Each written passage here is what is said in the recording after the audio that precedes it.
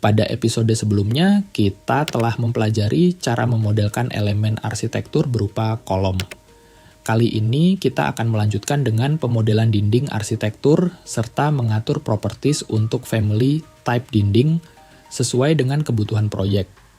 Dinding memiliki banyak variasi, mulai dari pasangan bata merah, bata ringan, hingga material lainnya. Pemahaman yang tepat mengenai hal ini sangat penting karena akan memengaruhi pemilihan family type yang sesuai. Langsung saja, mari kita mulai tutorial ini dan mulai pemodelannya.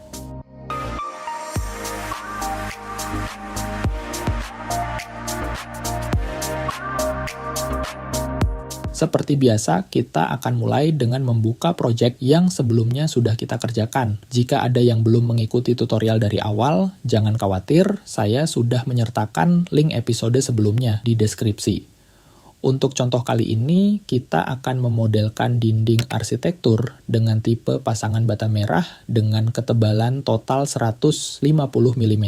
Ketebalan ini terdiri dari inti bata merah 100 mm, dilapisi adukan semen dan pasir setebal 20 mm di kedua sisinya, serta acian setebal 5 mm di bagian luar. Ini hanya contoh, jadi kalian bisa menyesuaikan spesifikasi ketebalan sesuai dengan proyek masing-masing.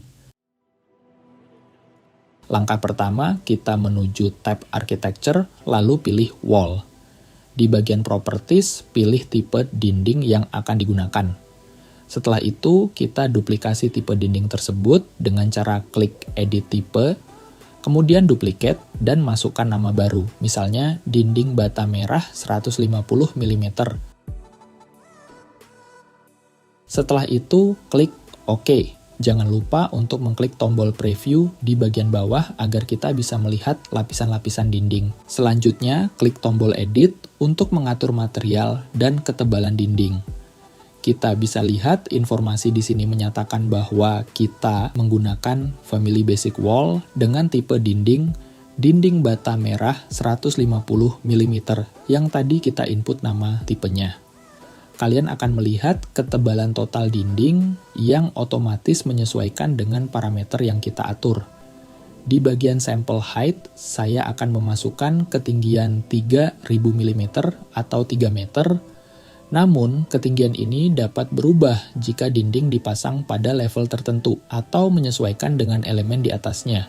Kita lanjutkan dengan pengaturan lapisan dindingnya.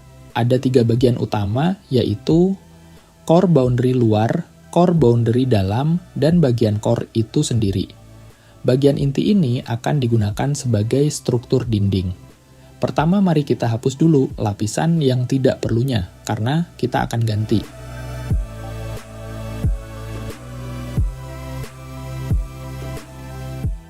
Jadi sekarang kita atur bagian core menjadi pasangan bata dengan tebal 100 mm. Untuk bagian materialnya, cari material brick di material browser.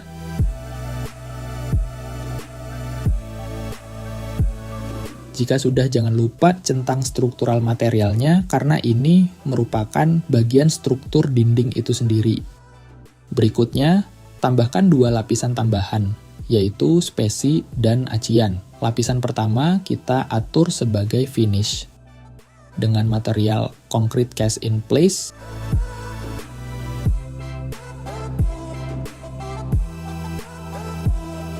Dan ketebalan 5 mm.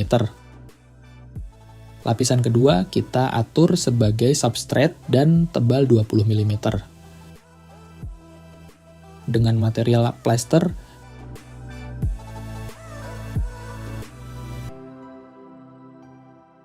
Nah, ini merupakan wrapping atau pembungkus dinding untuk bagian lapis pertama, yaitu pada urutan nomor 1 dan nomor 2, sehingga untuk wrapping bagian lapis kedua atau sebelahnya pada urutan nomor 6 dan 7 bisa kita samakan seperti ini.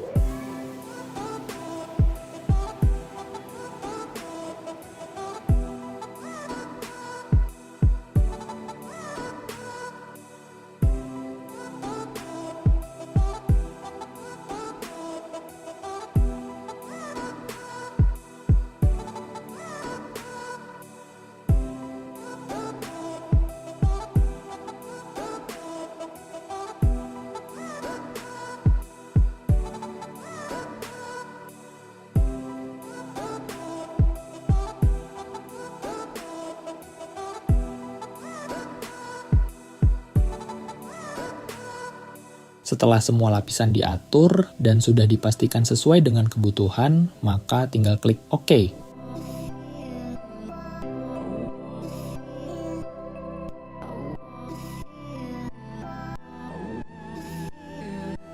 Berikutnya, pada bagian construction, biarkan opsi wrapping at insert di do not wrap, karena dinding akan menempel pada kolom struktur.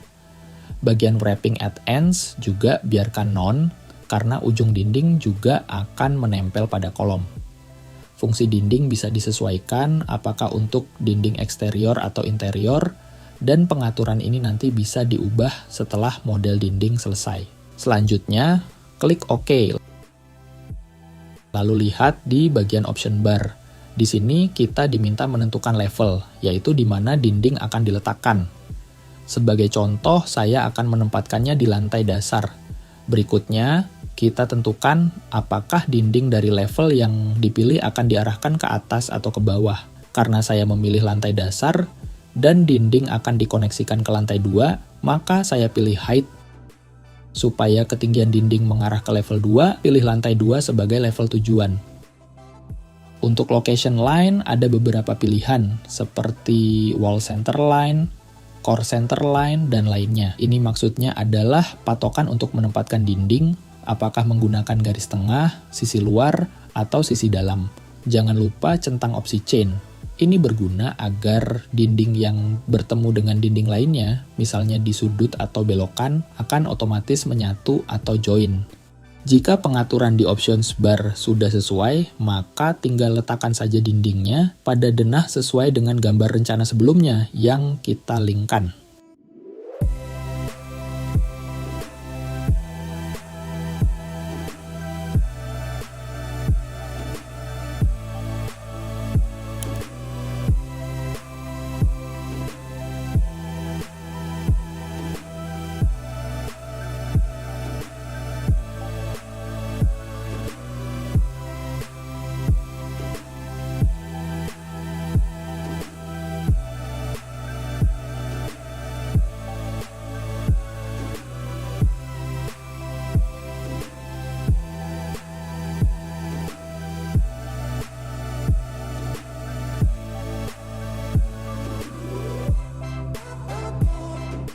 Jika pemodelan dindingnya sudah selesai, kita bisa cek di tampilan 3D untuk memastikan apakah penempatan dinding sudah sesuai dengan apa yang kita rencanakan. Baik, sekarang saya akan contohkan cara meletakkan dinding dengan acuan finish face eksterior dan finish face interior. Kita mulai dengan memodelkan dindingnya dan memilih finish face eksterior. Saat kita memodelkannya, perhatikan bahwa ketebalan dinding akan masuk ke arah interior dari garis grid atau garis acuan dinding, karena bagian eksterior dijadikan acuannya. Sebaliknya, jika kita memilih finish face interior, ketebalan dinding akan berada di sisi luar dari garis acuan. Selanjutnya, jika kita klik dinding yang sudah dimodelkan, akan terlihat dua panah biru yang saling berlawanan arah. Ini menunjukkan fungsi mirror, yang memungkinkan kita membalik permukaan dinding. Fitur ini berguna jika ada perbedaan finishing di kedua sisi dinding, dan kita ingin menukarkan salah satu sisi ke arah ruangan yang diinginkan. Sekarang kita beralih ke apa saja yang bisa kita atur pada palette properties. Kita kembali ke tampilan 3D dan pilih dinding yang ingin diubah. Pertama, pada bagian base constraint, kita bisa mengatur di level mana dinding akan diletakkan. Misalnya kita ubah ke lantai 2. Namun, top constraint-nya juga harus dinaikkan ke lantai 3, karena jika kedua constraint diatur di lantai 2, maka ketinggian dinding akan 0 dan dindingnya tidak akan muncul. Jadi kita sesuaikan seperti ini dan dinding akan pindah ke lantai 2. Jika ingin menempatkan base di lantai dasar dan top di lantai 3, itu juga bisa, tergantung kebutuhan. Selanjutnya ada base offset dan top offset yang memungkinkan kita memberikan jarak dari level acuan. Misalnya jika acuan base ada di lantai dasar namun ingin dinaikkan 1 meter, kita masukkan nilai 1000 pada base offset. Hasilnya, dinding akan naik sebesar 1 meter. Hal yang sama berlaku untuk top offset. Perlu diingat, jika kita memasukkan nilai minus, dinding akan turun, sedangkan jika nilai positif, dinding akan naik. Sebagai contoh, di sini saya akan atur semua dinding base constraint-nya di lantai dasar dengan top constraint di lantai 3.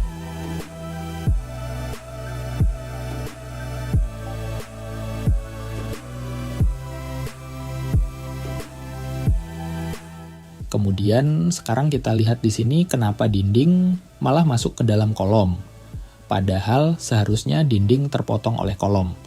Untuk memperbaiki ini, kita bisa gunakan switch join order. Pilih dindingnya, lalu pilih kolomnya, dan sekarang dinding sudah terpotong oleh kolom, seperti yang seharusnya.